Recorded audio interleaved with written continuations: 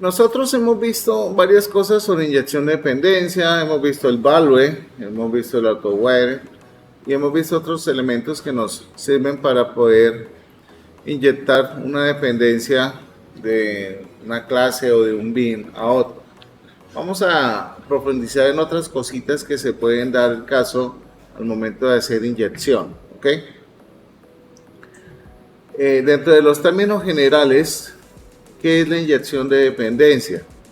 La inyección de dependencia consiste en suministrar a un objeto una referencia de otro u otros objetos que necesiten según su relación, lo que nosotros hacíamos cuando usábamos el value, ¿cierto? Que básicamente lo que estábamos era estableciendo una referencia entre una clase versus nuestro archivo de propiedades, o cuando hacíamos el tema de inyección de dependencias a través de nuestro entorno de variables, ¿ok?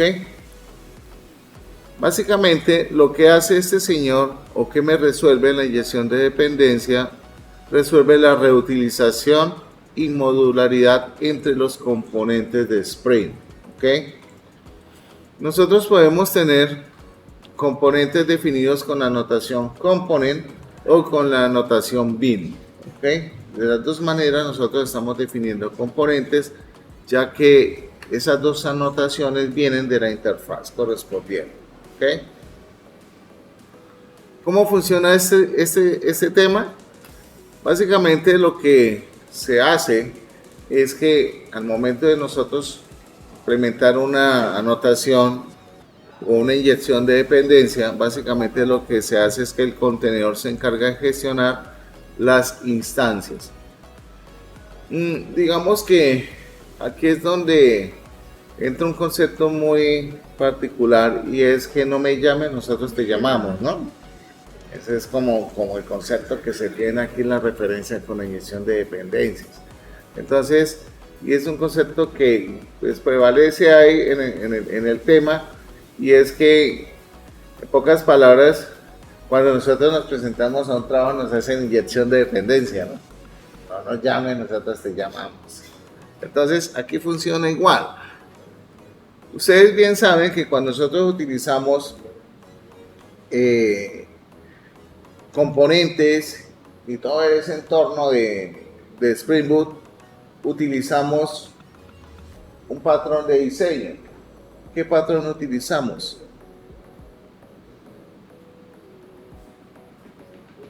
El singleton. Por defecto, Spring Boot trabaja con singleton automáticamente, ¿ok? Entonces, aquí tengo una grafiquita, no voy a entrar a explicar la grafiquita, es donde nosotros podemos ver como esas capas de trabajo dentro del framework, ¿cierto? Dentro de Spring, donde tenemos TimeLeaf, ¿cierto? Que es nuestro view, que es donde nosotros vamos a poder diseñar nuestras plantillas, nuestra interfaz de usuario. Tenemos el nivel o la capa de la inyección de dependencias, que podemos hacerlo a través de cada uno de estos elementos, donde cada uno de estos se comunica entre ellos, ¿ok? Aquí básicamente se está haciendo un trabajo de delegación de responsabilidades, lo que hemos visto nosotros durante el tiempo de estudio. Obviamente no se ve reflejado como una estructura básica o que nos diga, oiga, el proyecto manéjelo de esta forma. El último proyecto que hicimos nosotros simplemente nos dedicamos a crear unas capas que eran controlador, repositorio y ¿cuál otra? Modelos, que eran donde colocamos nuestras clases. Cuando veamos JPA, pues ahí sí vamos a hacer una estructura un poco más detallada. No sé si alcancemos, espero que sí que alcancemos a aplicar hexagonal, pero vamos a aplicar también orientada al dominio. Orientada al dominio es un poco más, no fácil, sino meta todo aquí y entiéndalo, ¿cierto? Todos los archivos van agrupados en una sola capa, y digamos puede ser que entendamos un poco mejor la comunicación entre los aspectos que tenemos. Entonces vamos a mirar la orientada del dominio. Ya le dimos bastante uso a la hexagonal. De todas maneras, si alcanzamos a hacer el ejercicio con ambos niveles sería espectacular. ¿Okay? Depende del nivel de desarrollo y depende de la empresa donde tú estés trabajando, porque a algunos les gusta trabajar orientado al dominio, por ejemplo. Que realmente, ¿qué significa? Que tenemos ciertos niveles, ciertas capas, no es nada más. Es la manera de cómo nosotros vamos a organizar el proyecto. No significa que es que va a tener algo súper diferente, no. Sino es la forma como está estructurado el proyecto, no es nada más. A ver, en nuestro medio, yo creo que utilizan y se han metido muchísimo y se han mantenido mucho con el tema de MVC. ¿Sí? Muy pocos usan una arquitectura como la hexagonal, o muy pocos utilizan una arquitectura como orientada al dominio, ¿cierto? Entonces son muy tradicionalistas al tema del MVC, que están utilizando hoy en día de pronto hexagonal, sí.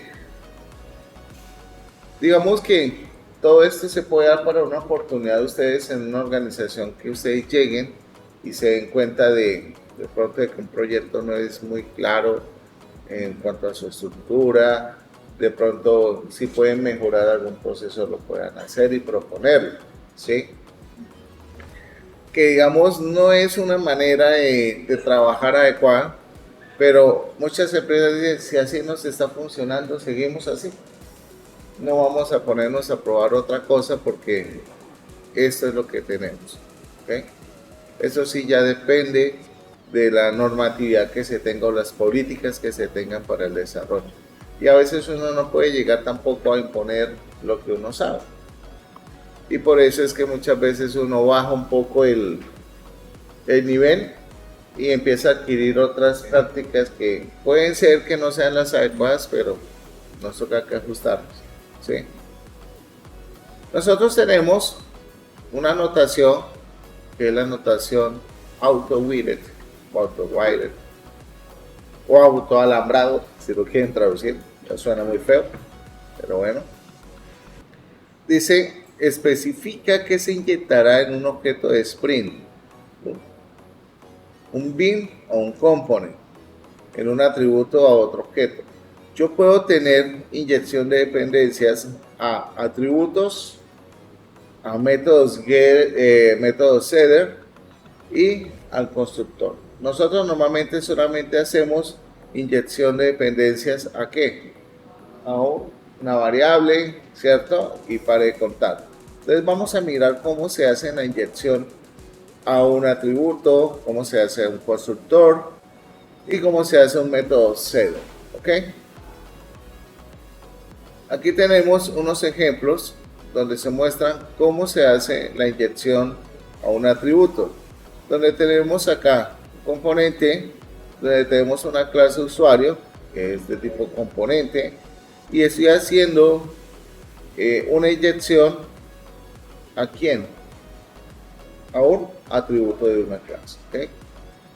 Acá estoy haciendo una inyección a un método setter que está definido en algún lado, ¿okay? Nosotros podemos tener diferentes tipos de anotaciones, ¿cierto? De tipo componente.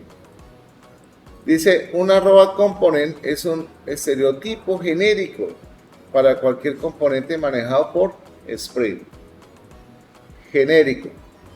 Pero también tenemos arroba repository, arroba service, arroba controller, que son especializaciones de quién? De component. ¿Y para qué se utilizan? Repository se utiliza para persistencia.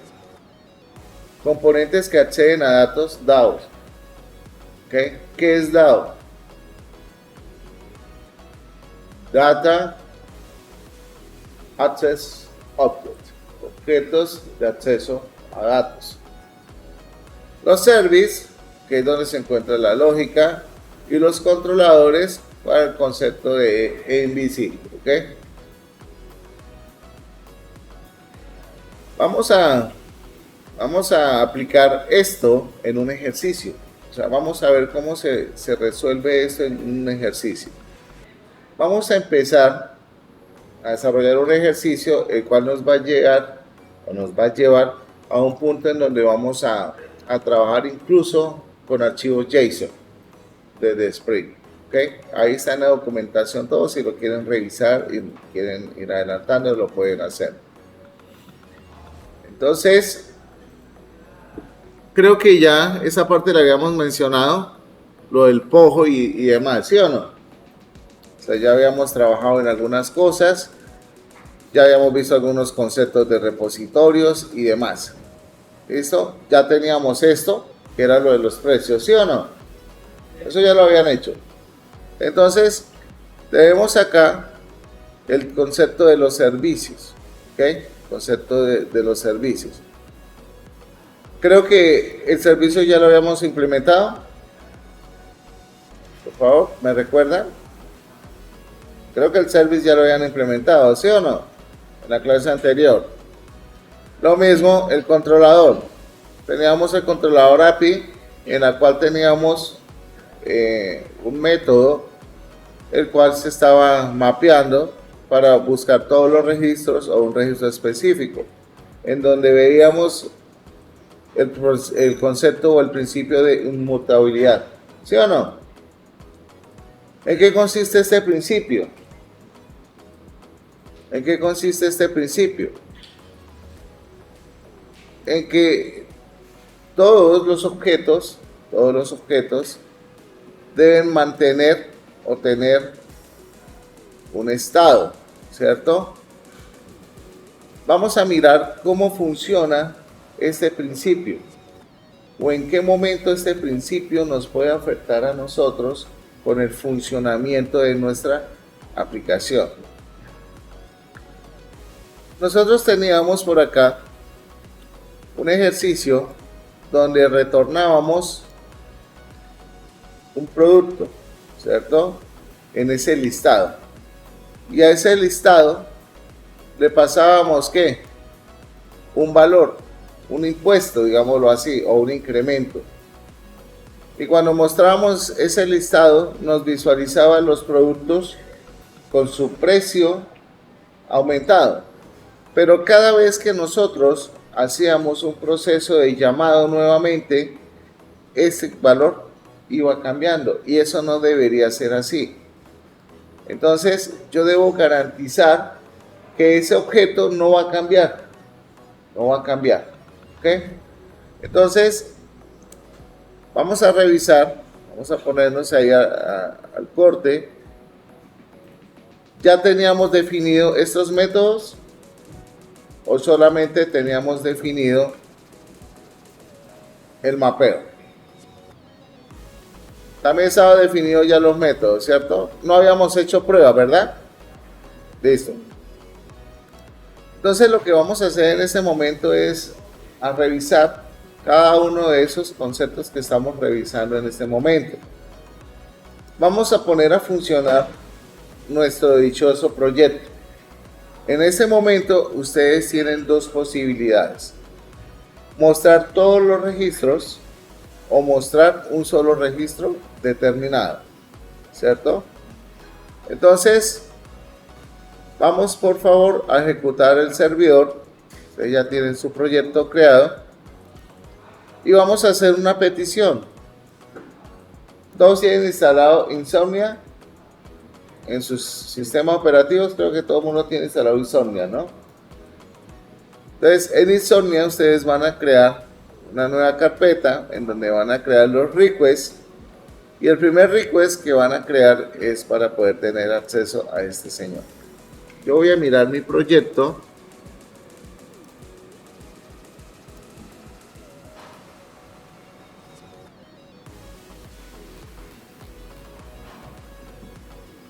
Tengo que revisar bien en dónde estoy.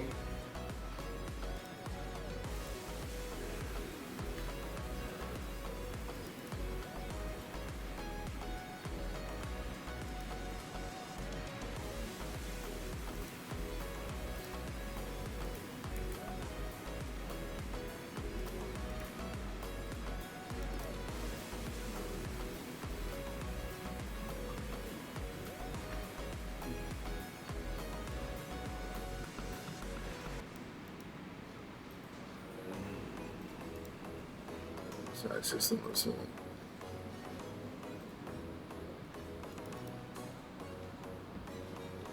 Ok. Déjame un segundo acá. Con ese elemento es lo siguiente. Voy a abrir Insomnia.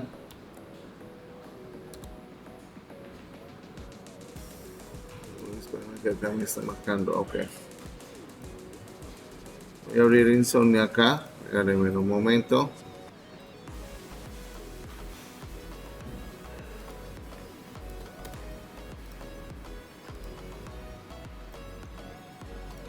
Vamos a arrancar este señor.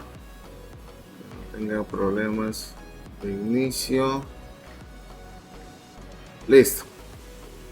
Aquí, si ustedes pueden ver, pueden visualizar, tenemos cada uno de los bins donde se especifica que son de tipo Singleton.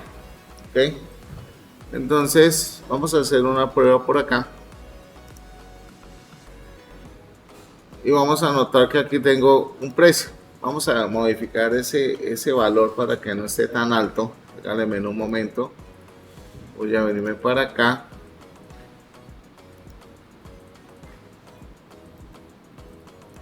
A quitar unos pequeños ceros.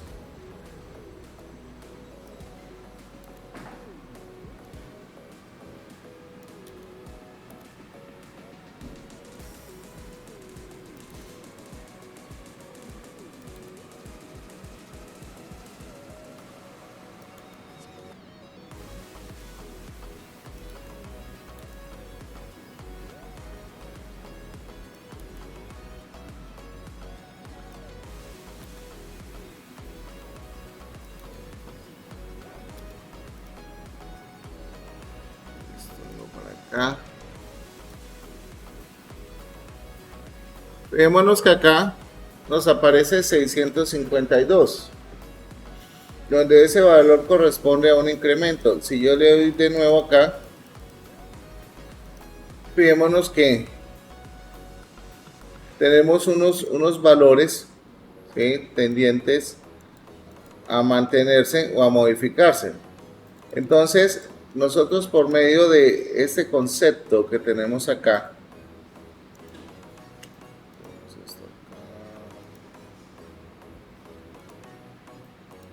nosotros estamos creando un objeto, ¿cierto? Pero aquí hay una configuración que yo le agregué a mi clase producto, que voy a descomentarla, que es importante. Fíjense que aquí tengo una implementación que dice Clonable. Esa implementación hace que se respete el principio, o digamos el principio de la inmutabilidad. Entonces voy a eliminar esto. Por aquí voy a comentar esto.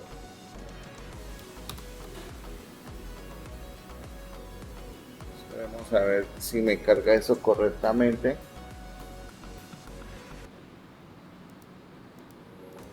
Si tengo que reiniciar el servicio, venga, reiniciamos esto. A ver.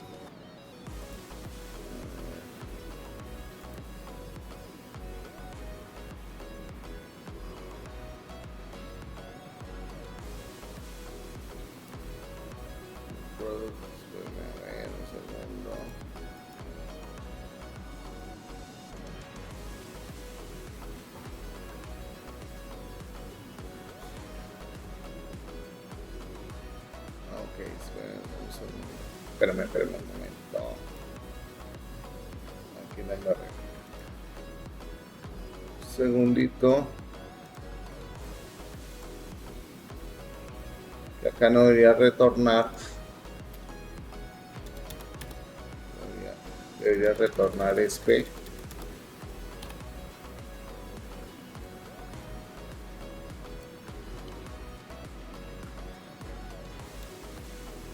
Con esto, en un momento.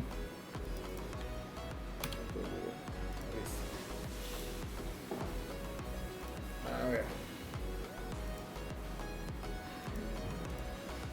Fíjense que acá ese valor va cambiando cada vez que yo hago una petición.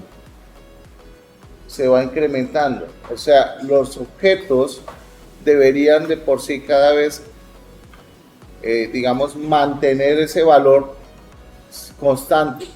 No podía ser variable, porque cada vez, por ejemplo, si yo utilizo y hago esta petición, lo más probable es que esa petición esté viva en el servidor y cuando otra persona vaya a hacer la petición al mismo endpoint, posiblemente va a cambiar ese valor no sobre el valor base, sino sobre este valor.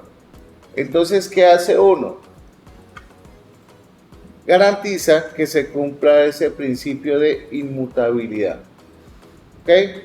Que los objetos mantengan su estado actual y no se modifique en cada una de esas peticiones que yo le haga al servidor. Recordemos que el servidor de por sí es uno. Si yo tuviera mi backend en diferentes servidores, bueno, vaya y venga. ¿Sí? Pero en este caso, para poder garantizar esto, necesitamos que nuestros objetos no cambien su estado en cada una de las peticiones. Vamos a hacer una prueba, a ver cómo nos va, si esto realmente pues nos va a funcionar de esta forma. Voy a desactivar por acá y necesito que ustedes desde su insomnio. Entonces lo primero que vamos a hacer para garantizar, incluso si yo vengo y hago una petición nueva acá, y carambas, ya todo lo que vale, ¿sí? Entonces fíjense, todo esto lo que ha modificado, el objeto no se mantiene. Entonces para que ese objeto se mantenga, ¿qué debo hacer? Lo primero que debo hacer es, en la clase, hacer una implementación de la interfaz Clonable. Clonable lo que me va a garantizar es un clon del objeto, pero manteniendo sus valores en su primer petición. ¿Okay? Ahora, cuando hagamos nuevamente el proceso, lo ideal es que no nos aparezca ese valor tan gigante. ¿Ok? Y que a todos nos mantenga el mismo valor con el primer incremento del primero que hizo la petición. ¿Sí? Vamos a ver. Pero ojo.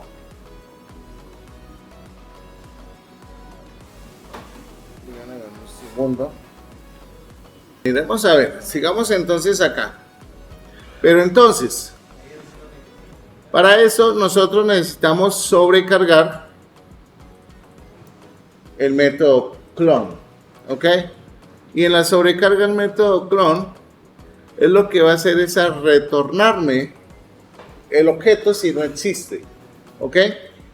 Pero si ya existe, él me va a retornar ese objeto que ya previamente se ha disparado con alguna otra petición. ¿Ok?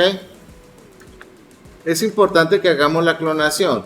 Esto lo puede uno hacer de la siguiente forma. Voy a darle control X. Si ustedes no quieren escribir código, ustedes le pueden dar source action y aquí por acá dice implemente sobrecargas de métodos. Usted le dan clic y él le pregunta qué método desea sobrecargar. Yo le digo quiero sobrecargar el método de clonación y él me lo coloca acá. ¿Ok? Pero igual esto pues no me sirve porque necesito ajustarlo a mis necesidades. ¿Ok? Entonces lo que voy a hacer es esto. Déjame un segundo. Creo que eso yo no se los pegué allá en el documento.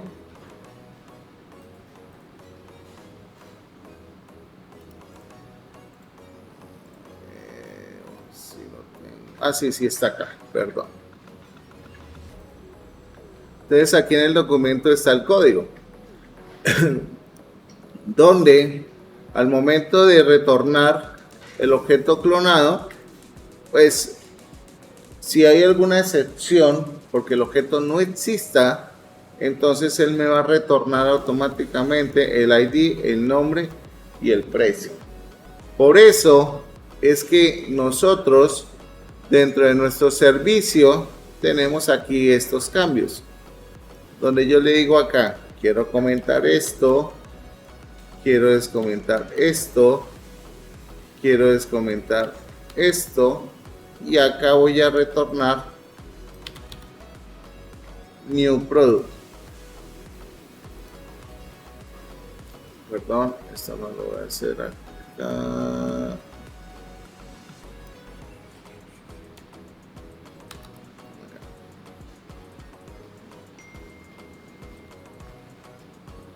Entonces, aquí lo que estoy haciendo es creando la instancia del objeto con el ID, con el nombre y con el precio. Si ustedes recuerdan, en la clase del producto, la respuesta de la instancia, ¿cuál va a ser?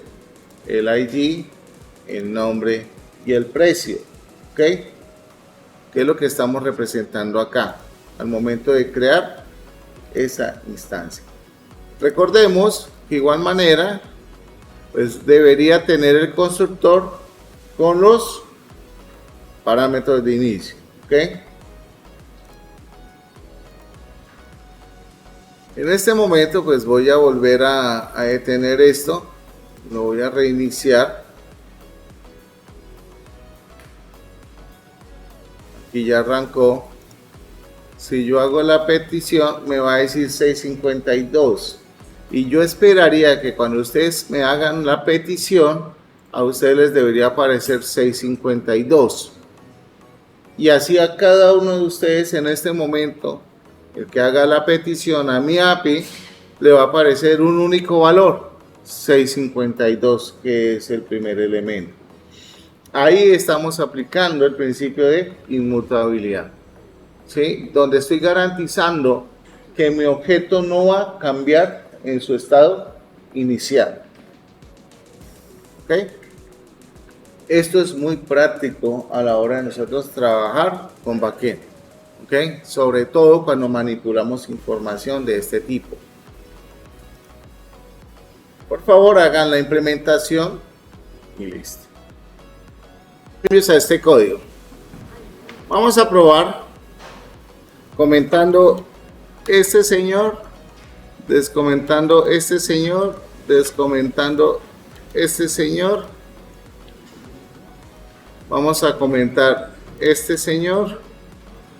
Y aquí vamos a retornar P. Aquí, perdón, no es price. Control C, perdón. Aquí vamos a retornar este man acá. Vamos a dejar esto así. Vamos a mirar qué comportamiento tenemos con lo que hemos trabajado. Voy a detener el servicio, lo voy a volver a reiniciar. En este caso voy a enviar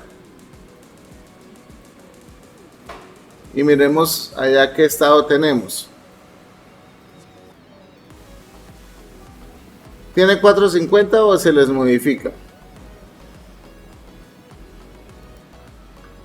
Creo que se les modifica, ¿no? Entonces fijémonos la importancia de generar cada uno de estos elementos y la instancia del nuevo elemento. Esto me permite clonar, ¿sí? Me permite clonar. Acá realmente debería decirle, ¿será que si le doy acá control C y pego esto acá, me va a funcionar? Y me va a mantener la clonación y no lo hago sobre el objeto actual. Vamos a ver. 652. ¿A ustedes cómo les marca? 652. Entonces fijémonos que es muy importante tener en cuenta también la manera como nosotros aplicamos cada uno de los propiedades y cambios, ¿no? Acá estoy generando la conversión implícita o explícita. ¿Eso qué es? ¿Explícito o implícito? ¿Ah? Acuérdense que implícito es que, a ver, lo volví a corchar, hubiera hecho esa pregunta, ¿no? Ahí sería que explícita. Claro, porque estoy haciendo una conversión a un tipo de dato externo, ¿cierto? Es como cuando yo convierto un valor cadena a entero. Ahí tengo que hacer una conversión explícita. Si yo voy a asignar un entero a un doble o un float, el mismo lenguaje lo puedo hacer implícitamente, ¿cierto? Bien. Entonces, con este señor nos estamos ahorrando este paso de argumentos, ¿ok? ¿Cuál de los dos es mejor? Pues ahí les dejo los dos para que ustedes tomen la decisión, ¿ok? ¿Quedó claro lo de inmutabilidad? ¿Quedó claro el uso y la importancia de tener en cuenta este tipo de cosas dentro de nuestro backend? ¿Listo? Bien, sigamos entonces por acá.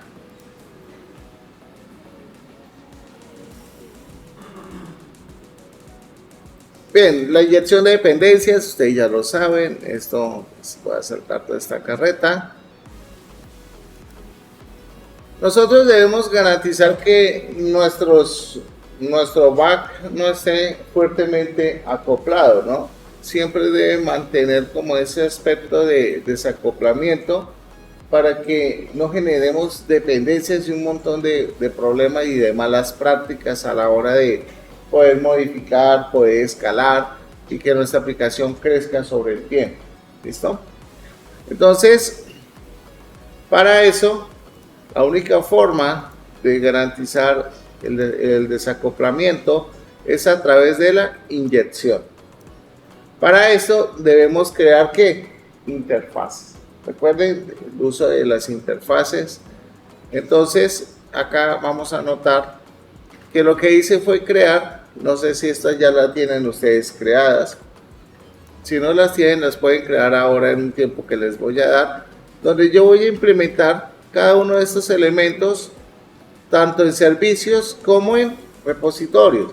Yo tengo un servicio y a ese servicio le coloqué como nombre implement. Básicamente ahí lo que estoy indicando es que esta clase va a implementar product service, ¿ok? Donde le voy a inyectar product repository. ¿Y dónde está product repository? Por acá está. Está acá, product repository. ¿Ok? Que va a contener pues, los contratos, ¿no? Recordemos que las interfaces me definen los contratos y los contratos son métodos que no tienen un comportamiento, no tienen un cuerpo definido. ¿Listo? Bien, voy a seguir avanzando, no me voy a detener tanto acá porque ya hemos revisado bastante este tema de inyección de dependencia. Ustedes pueden fácilmente dentro de el repo pueden encontrar toda esa información.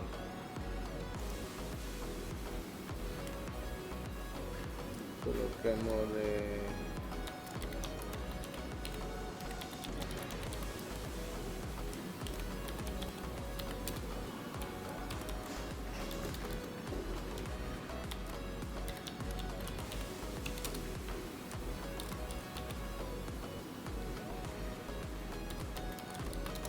así.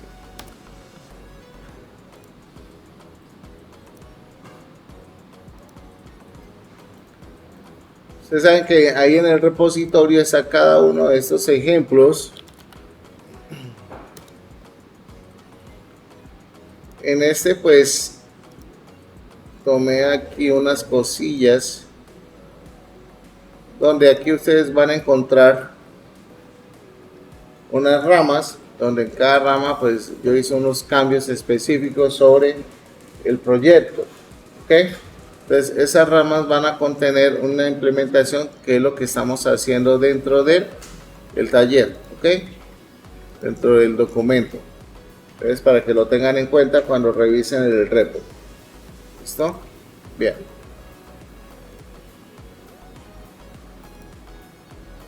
El controlador, ya ustedes saben para qué se utiliza el controlador. Tenemos los modelos.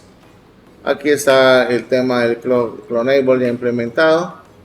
Y aquí es donde empezamos a trabajar pues ya fuertemente con todos los conceptos de los estereotipos, ¿ok? Que hace referencia al repositorio y al service. Nosotros hemos mencionado repository y service, pero no hemos entrado como en ese contexto de su significado, ¿ok? Entonces, básicamente, se dice que repository es una notación específica o especial se deriva de quién? De component, ¿ok? Recuerden que component es algo muy genérico, que se utiliza para indicar que una clase es un componente de la capa de persistencia, ¿ok? De persistencia. En otras palabras, marca una clase como un mecanismo para interactuar con la base de datos. ¿Okay? Esta notación es parte del módulo de Spring Data. ¿Okay? Y se usa comúnmente en combinación con interfaces que extienden CRUD Repository, que eso lo vamos a ver, JPA Repository, Pageant Sorting Repository, entre otros. ¿Okay? Entonces, todos esos elementos hay que tener en cuenta. De pronto los que ya han trabajado con JPA y lo han revisado, pues ahí se han ido dando cuenta de cada uno de estas anotaciones, ¿ok? Tenemos el service que hace referencia para marcar una clase como un servicio, ¿ok? Específicamente, que es un componente que contiene la lógica del negocio. @service indica que la clase ofrece alguna funcionalidad, ¿okay? Funcionalidad en la capa del servicio de la aplicación.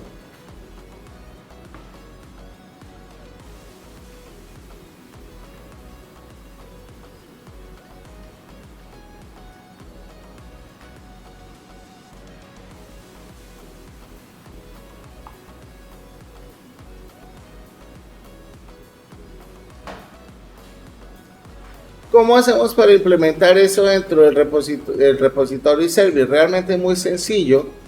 Lo que vamos a hacer es cambiar algunos elementos.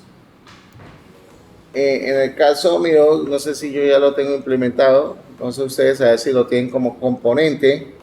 Entonces vamos a cambiar, primero que todo, la implementación del servicio lo vamos a dejar como service. Esa es una de las cosas que vamos a empezar a especificar de ahora en adelante. Vamos a tratar de no dejar esos elementos que son específicos o especiales dentro de nuestro bag como componentes genéricos. Vamos a dejarlo como service.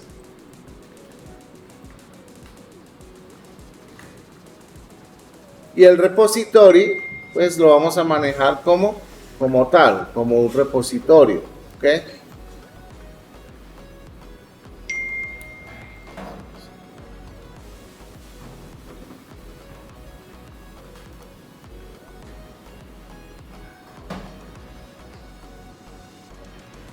Básicamente lo que nos dice o nos recomienda es que seamos muy específicos dentro de las clases para su funcionamiento, ¿ok? Como les comentaba al inicio, en esa gráfica nosotros podemos hacer inyección de dependencia en el seeder o en el constructor, y veamos unos ejemplos en la parte superior. Aquí, por ejemplo, tenemos que dentro de nuestra implementación de servicio estamos definiendo un atributo.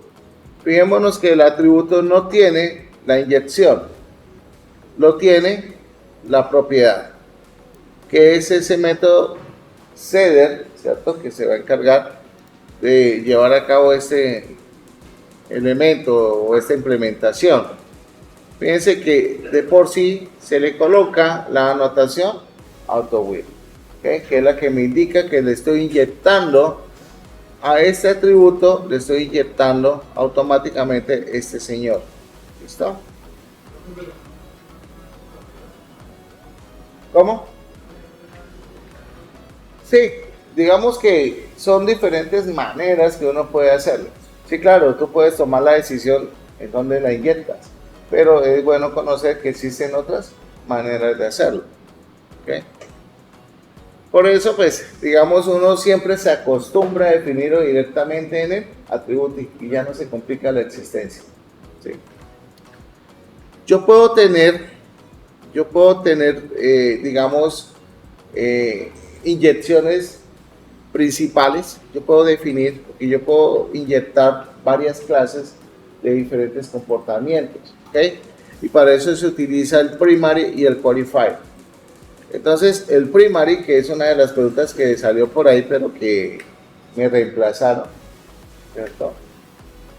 Donde dice que primary se utiliza para marcar un bin. ¿Y qué es un bin? ¿Qué? ¿Es un frijol que se come con chicharrón o qué? Un bin es un componente que forma parte del contexto de ¿quién? De Spring. Ya, pare de contar. Como bin preferido cuando hay múltiples candidatos calificados para ser inyectados en un punto de inyección. ¿Ok? ¿Para qué se usa? Para evitar ambigüedades cuando existen múltiples bin del mismo tipo y no se ha especificado explícitamente cuál bin debe ser inyectado. ¿Okay? Al marcar un bin con primary, se le da prioridad a ese bin sobre otros elementos. ¿Qué quiere decir esto? Que si yo no especifico el auto-while, él automáticamente sabe que debe inyectar ese señor de por sí, en donde se esté utilizando. Entonces, por ejemplo, aquí hay unos ejemplos donde están definiendo acá, por ejemplo, PayPal Service, donde yo le estoy diciendo que este señor va a ser el principal, el primario. Si nos damos cuenta acá, yo puedo decirle Process Payment, pero fíjense que aquí no le estoy haciendo ninguna inyección. Entonces, él automáticamente, al determinar que este señor es principal, lo que va a hacer es a inyectar ese por defecto, sin necesidad de utilizar el AutoWheel. Para eso es que se utiliza. ¿Okay? Nosotros también podemos definir, incluso nosotros podemos definir otras formas de inyectar a través de un secundario. ¿Okay? Es decir, yo puedo tener una inyección principal y una secundaria en caso de que lo requiera. Pero para eso se utiliza el qualifier. ¿Okay? El qualifier. Dice que se utiliza para resolver ambigüedades específicas. Dice, se utiliza junto con AutoWhile. Ese sí es obligatorio. ¿Okay? Para indicar a Spring exactamente cuál bin debe inyectarse cuando hay múltiples candidatos del mismo. Vamos a mirar, aquí está el ejemplo. Entonces, aquí dice que necesito esta implementación, ¿cierto? Aquí estoy definiendo ese elemento. Y acá le estoy diciendo Qualified Credit Card Payment Service. Este nombre corresponde a quién?